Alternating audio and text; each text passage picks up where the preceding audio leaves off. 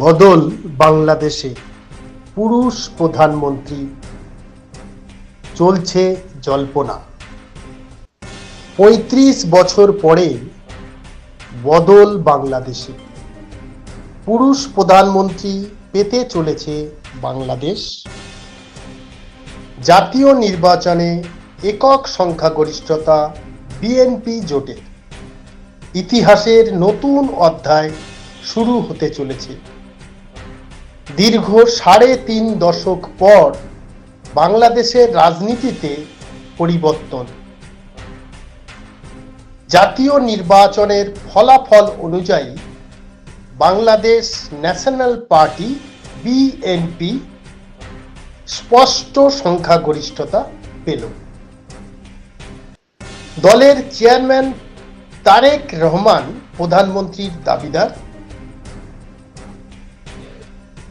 ঢাকা ১৭ এবং বগুড়া ৬ এই দুটি আসন থেকে নির্বাচনে প্রতিদ্বন্দ্বিতা করেন তারেক রহমান। দুটি কেন্দ্রেই জয়ী হয়েছেন বলে জানা যায়। উল্লেখ্য, বগুড়া ৬ আসন থেকেই অতীতে বহুবার ভোটে প্রতিদ্বন্দ্বিতা করেছেন তাঁর মা খালেদা জিয়া। ইতিমধ্যেই রাজনৈতিক মহলে চলছে জোর চর্চা সমাপ্তি বেগম অধ্যায়ের। উল্লেখ করা যায়, ১৯৯০ সালের পর থেকে বাংলাদেশের শাসনভার দুই নেত্রীর হাতেই কার্যত ছিল। একজন শেখ হাসিনা ও অন্যজন খালেদা জিয়া। দীর্ঘ রাজনৈতিক প্রতিদ্বন্দ্বিতা বরাবরই দেখা গিয়েছে প্রতিবেশী দেশটিতে। ১৯৭৫ সালে নিহত হন বাংলাদেশের প্রতিষ্ঠাতা ও জননেতা শেখ মুজিবুর রহমান।